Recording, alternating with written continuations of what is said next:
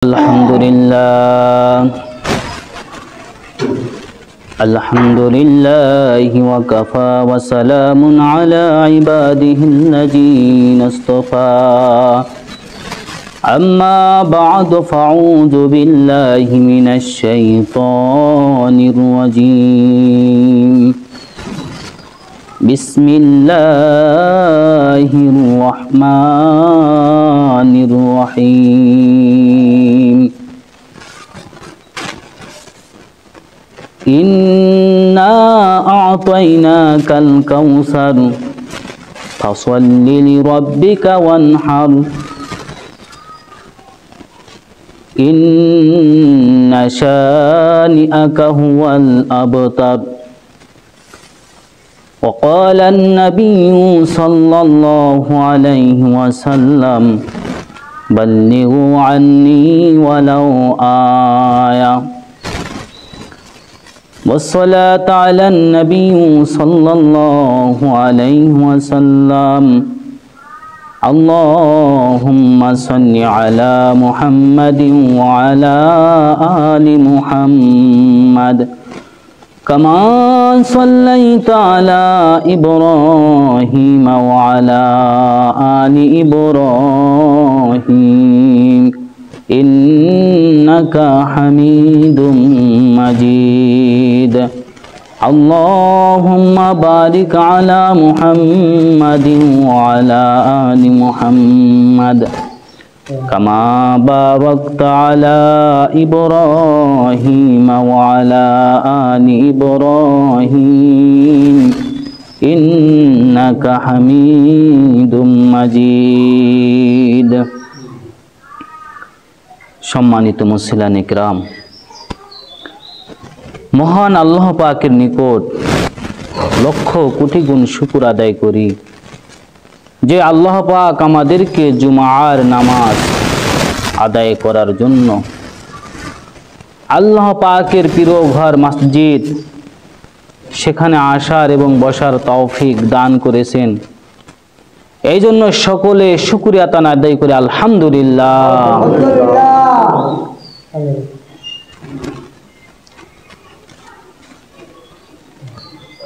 আল্লাহ পাক বান্দার উপর সর্বক্ষণ ইহসান করেন। বান্দার উপর সর্বক্ষণ কেমন তার ইহসান করেন, কত পরিমাণ ইহসান করেন। হযরতে মূসা আলাইহিস সালাম তার ভাইকে হারুনকে বলতেছেন, আহসিন কামা আহসানাল্লাহু ইলাইকা। মূসা আলাইহিস সালাম হারুনকে বলতেছেন, হে আমার ভাই, হে আমার ভ্রাতুস, তুমি মানুষের প্রতি ইহসান করো কামা আহসানাল্লাহু ইলাইকা, যেমন আল্লাহ পাক তোমার উপর দয়া করেছেন। সুবহানাল্লাহ। বন্ধুগণ, আল্লাহ পাক যদি আমাদের প্রতি ইহসান না করতেন, দয়া না করতেন, একটা পলক যদি, একটা মুহূর্ত যদি রহমতের দৃষ্টিটা এই দুনিয়ার থেকে উঠাইয়া নিয়ে যান, দুনিয়াটা কুম ফায়াকুম হয়ে যাবে। অতএব দুনিয়াটা আর দুনিয়া থাকবে না, দুনিয়াটা ধ্বংস হয়ে যাবে। একটা মুহূর্ত, একটা মুহূর্ত, একটা পলক, চোখের একটা পলক। আজকে যেই দুনিয়ার জন্য, দুনিয়া কামাই করার জন্য, দুনিয়াতে ভালো থাকার জন্য, ভালো খাওয়ার জন্য মালিককে ভুলে গেলাম, মালিকের খবর রাখি না, মালিককে ভুলে দুনিয়ার বড় কিছু হতে চাই। এই দুনিয়াকে পাবার জন্য যে যত মেহনত করে, আমাদের দৃষ্টিকোণ থেকে তাকে আমরা ভালো দেখি, অথচ তার ভিতরে শান্তি নাই। কি নাই? শান্তি নেই, তৃষ্ণা। তার ভিতরে খালি তৃষ্ণা, টাকা জমাবো, টাকা জমাবো, পাহাড় করব, বাড়ি করব, গাড়ি করব, এই তৃষ্ণার একটা গজব তার ভিতরে লাগে আছে। আমরা তাকে ভালো দেখি আর সেও দেখে যে সমাজে আমি ভালো আছি, কিন্তু তার অন্তরটা ভালো নাই, অন্তরটা ভালো নাই। প্রতি ওক্তে যদি 10,000 করে টাকা খায়, খেয়াল করেন, প্রতি ওক্তে যদি 10,000 টাকার খাদ্য খায় তারপরও তার টাকা কমবে না, এমন লোকে বাংলাদেশে আছে। অথচ তার রুটিন হলো একটা পরোটা, একটা রুটি আছে না। 10,000 টাকাও যদি পার ডে এক ওক্তে সে খায় টাকা কমবে না। রিজিকের মালিক আল্লাহ বলেন, আল্লাহু রাজিকিন, আমি হলাম রিজিকের মালিক। সিন্ডিকেট তুই করছস, ঠিক আছে, তোকে আমি একটু বাজায় দিলাম, তোর সব থাকবে, তুই খালি আফসোস করবি, ভিতরে ঢুকাইতে পারবি না। বিভিন্ন সময় অনেক বড় বড় অনুষ্ঠানে যাই, প্লেটটা ফাঁকা, টাকা পয়সার অভাব না, একটা প্লেট ফাঁকা প্লেট সামনে নিয়ে বৈশা আছে, 2টা সরষা, একটা লেবু, এত 4টা ভাত, দেখছেন না? খাইতে পারি না, অথচ তার তৃষ্ণার কিন্তু অভাব নাই। কি কন? তৃষ্ণার অভাব নাই। আমরা তাকে দূর থেকে ভালো দেখি, সে অনেক শান্তিতে আছে, কিন্তু না, সে অনেক শান্তিতে নাই। আল্লাহ রাসূল সাল্লাল্লাহু আলাইহি ওয়াসাল্লাম হাদিসের ভিতরে বলেন, আল গিনা গিনান নাফস, প্রকৃত ধনী হলো আত্মার ধনী। আল্লাহ রাসূল বলেন নাই যে যার উহুদ পরিমাণ টাকা আছে, আল্লাহ রাসূল বলেন নাই জিন্নুরাইন, আমার আমলে সব থেকে বড় ধনী আমার জামাতা উসমান, এই কথা বলেন নাই। আল্লাহ রাসূল বলছেন যার আত্মাটা শান্তিতে আছে আমার উম্মতের মধ্যে সেই বড় ধনী। সুবহানাল্লাহ।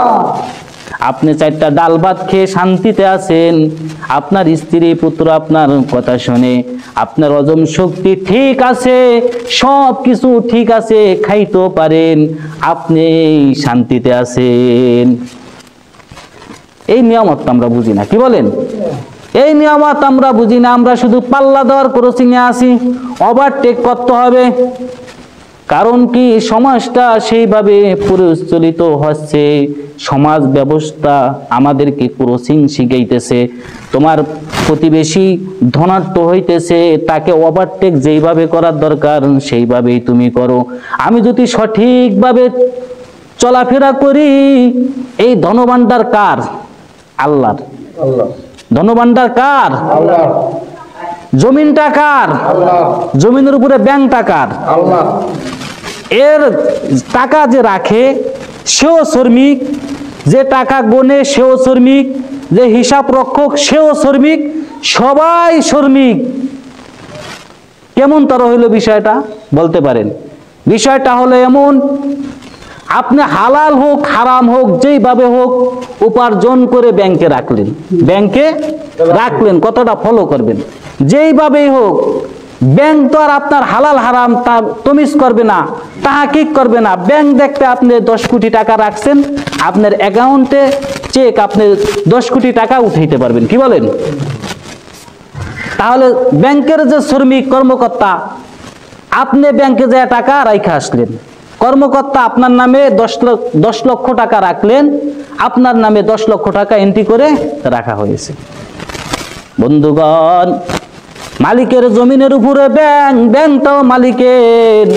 10 বছর পর আপনিও নাই, কর্মকর্তাও নাই, এই সম্পদ মালিকের সম্পদ, মালিকের জমিনের উপরে আছে। সুবহানাল্লাহ বলে। জমিনের উপর আছে না? কই? আপনার নামে 10 লক্ষ টাকা এন্ট্রি করা আছে, আপনি কই? আর সে যে এন্ট্রি করছে সে কই?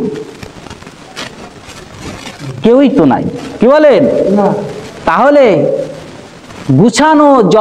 গুছানো মালগুলো প্রেক্ষাপট অনুযায়ী, নিয়ম কায়দা অনুযায়ী স্থানান্তরিত হলো। আপনাকে আমাকে অতি স্বাদ করার কারণে, লোভ করার কারণে আল্লাহ একটু স্বাদ বাড়ায় দিছে, হালাল হারাম তমিজ করলাম না, ওই জমাইয়া ব্যাংকে রাইখা আসলাম। ব্যাংক ম্যানেজার আবার সেটাকে কলমটা খোঁচা দিয়ে ব্যাংকে অ্যামাউন্টটা রেখে দিল, কিন্তু কেউ আমরা বক্ষণ করতে পারলাম না। মানুষ দুনিয়ার বুকে সব থেকে জ্ঞানী একজন বাদশা ছিল, যে ধার্মিক ছিল, প্রচুর ধার্মিক ছিল, বাদশা হারুন রশিদ। বাদশাহ হারুন রশিদ একবার এক গ্লাস পানি পান করতেছিলেন, ঠোঁটের কাছে পানি নিয়েছেন। তার জমানার ভিতরে একজন পাগল ছিল, বাহালুল পাগল। তিনি কোনো সাধারণ পাগল ছিলেন না, তিনি ছিলেন মারেফাতি পাগল, আল্লাহর পাগল। বাদশাহ হারুন রশিদকে ডাক দিয়া বলেন যে, বাদশাহ আমার একটা প্রশ্ন আছে। কিন্তু বাদশাহ হারুন রশিদ জানতো বাহালুল সাধারণ কোনো পাগল না, এই জন্য তার সময়তে মন চাইছে রাত্রে প্রাসাদের মধ্যেই, প্রাসাদের মধ্যে ঘুমাই রয়েছে, সংসার চলতেছে, তার মধ্যে সে আজিব, সাধারণত কোনো পাগল না। বাদশাহ হারুন রশিদ জানতেন, তার জন্য সব খোলা ছিল। আবার ভাল লাগে নাই, সে পুকুর পাড়ে শুয়ে আছে, এরকম। তো বাদশাহ তো জানতেন যে বাহালুল আর সাধারণ পাগল না, ঠোঁটের কাছে পানি নিয়ে গেছে, পানি আর পান করলেন না। বাদশাহ বলতেছেন, বাহালুল তোমার প্রশ্নটা তুমি আমাকে করো। বলছে, বাদশাহ কঠিন মরুভূমি ময়দানের ভিতরে আপনি আছেন, প্রচন্ড পানির পিপাসা লাগছে বাদশাহ, এখন আপনার কাছে কোনো পানি নাই, আপনি তখন পানির জন্য কি করবেন? আপনি তখন পানির জন্য কি করবেন? বাদশাহ বলতেছে, যেই কোনো মূল্যের বিনিময় হোক, প্রয়োজনে আমার রাজত্বর মূল্যের বিনিময় হলো আমার জীবন তখন বাঁচাতে হবে, তখন আমি পানির ব্যবস্থা করার জন্য চেষ্টা করব। বাহালুল পাগল বলতেছেন, আলহামদুলিল্লাহ, এবার আপনি পানি পান করেন, এবার আপনি পানি পান করেন। পানি পান করা হয়ে গেল। বাদশাকে আবার বাহালুল পাগল প্রশ্ন করতেছেন, বাদশাহ এবার আপনি পানি পান করছেন? বাদশাহ বলতেছে, হ্যাঁ বাহালুল, আমি পানি পান করছি। বাদশাহ বলতেছে, বাহালুল বলতেছে, বাদশাহ আপনি এক গ্লাস পানি পান করলেন, এই পানি যদি আপনার শরীরের ভিতরে হজম না হয় তাহলে আপনি কি করবেন? পানি যদি আপনার শরীরে হজম না হয় তাহলে আপনি কি করবেন?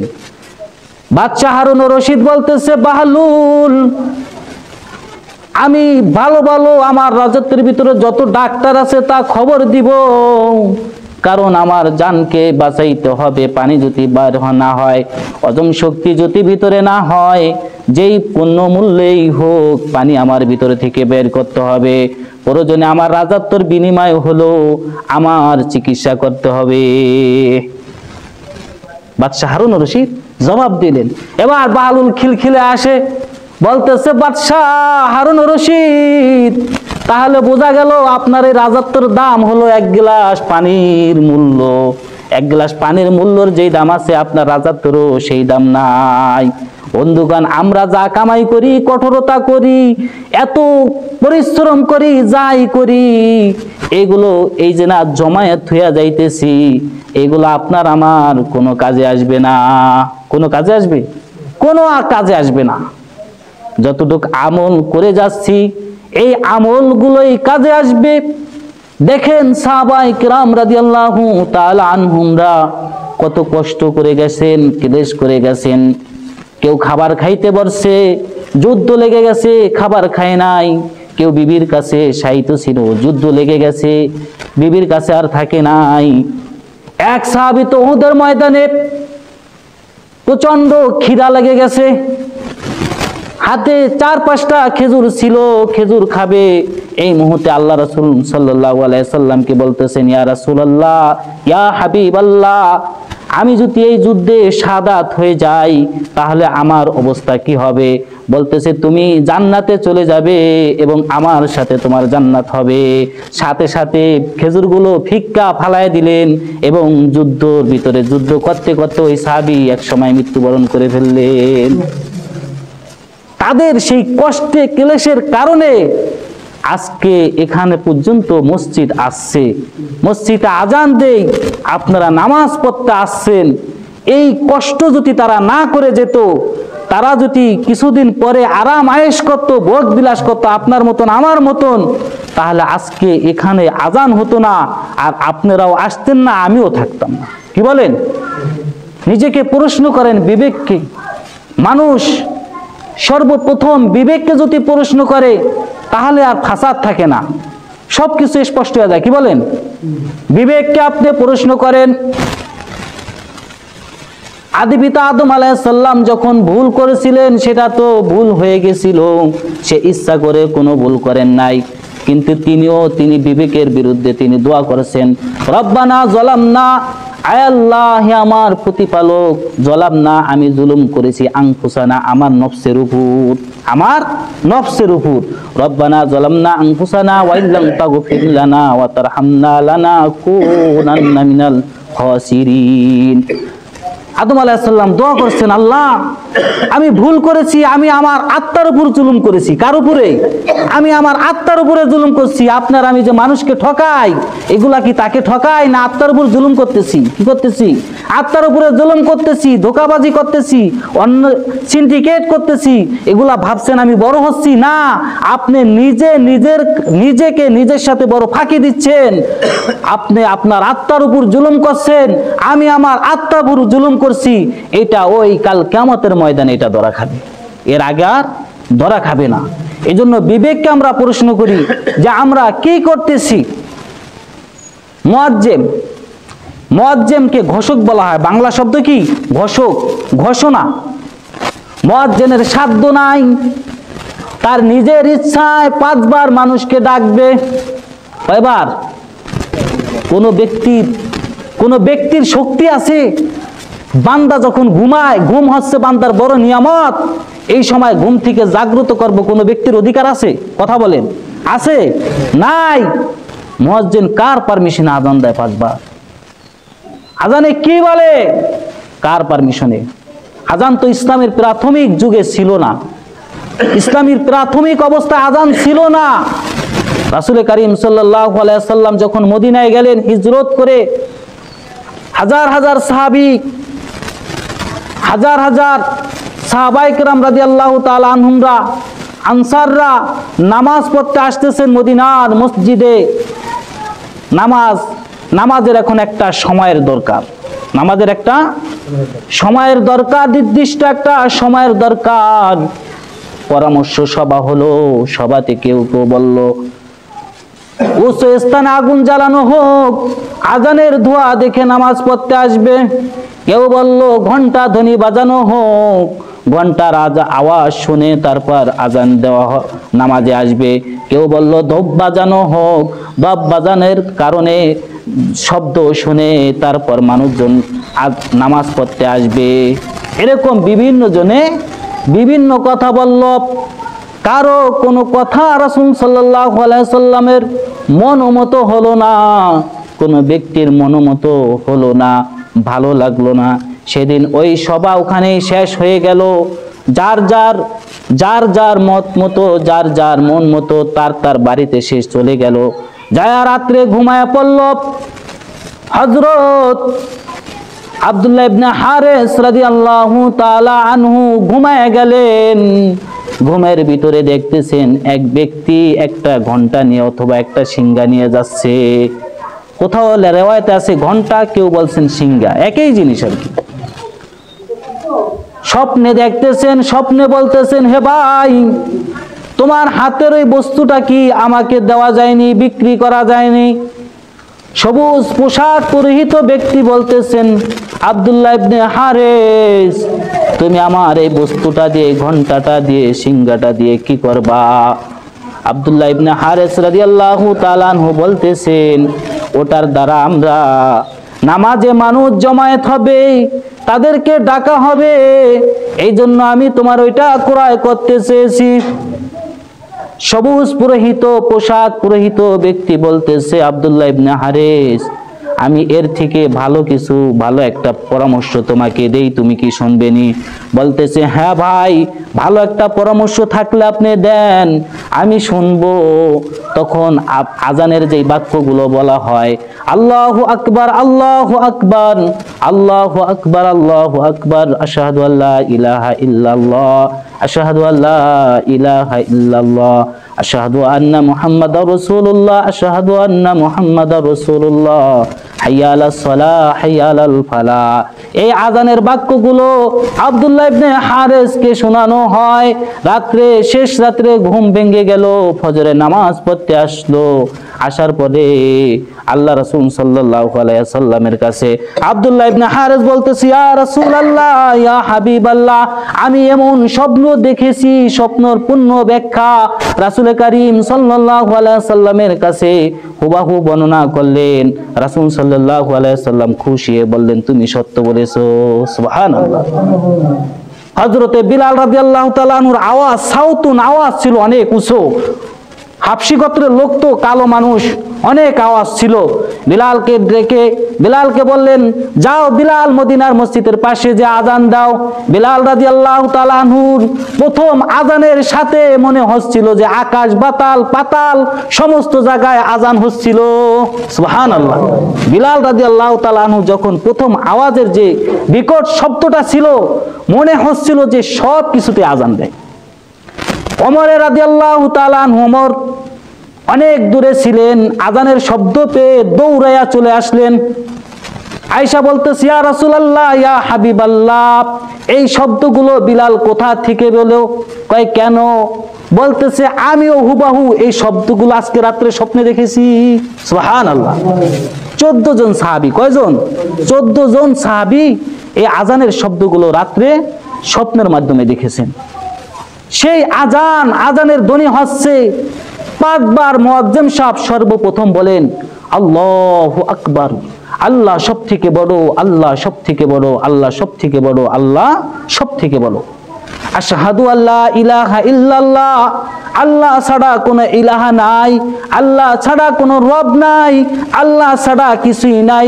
আশহাদু আল্লা ইলাহা ইল্লাল্লাহ, আশহাদু আন্না মুহাম্মাদুর রাসূলুল্লাহ, আমি সাক্ষ্য দিতেছি যে রাসূল সাল্লাল্লাহু আলাইহি ওয়াসাল্লাম, মুহাম্মদ সাল্লাল্লাহু আলাইহি ওয়াসাল্লাম আল্লাহর রাসূল। সুবহানাল্লাহ। হাইয়া আলাস সালাত। এবার মুয়াজ্জিন বলতেছেন, আসুন সালাতের দিকে আসুন, হাইয়া আলাস সালাহ, হাইয়া আলাল ফালাহ, আসুন কল্যাণের দিকে আসুন। সালাতের দিকে ডাকলো। প্রথম আল্লাহর বরত্ব বর্ণনা করলো, তারপর রাসূল সাল্লাল্লাহু আলাইহি ওয়াসাল্লামের রিসালাতের সাক্ষ্য দিলেন। কি করলেন? রিসালাতের সাক্ষ্য দিলেন। এরপর ডাকলেন কিসে? নামাজের দিকে, হাইয়া আলাস সালাহ, সালাতের দিকে ডাকার পরে এবার বললেন কি? আবার বললেন আল্লাহু আকবার।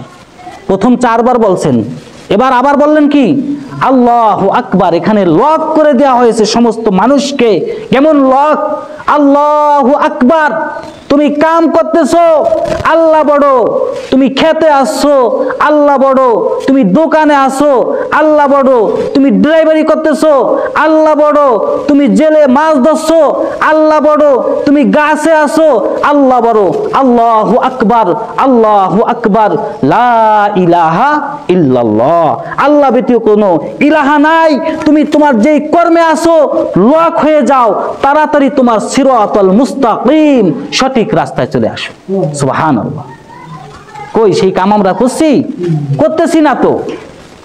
আমরা বিভিন্ন মতে, দলে, বিভ্রান্তের ভিতরে আছি।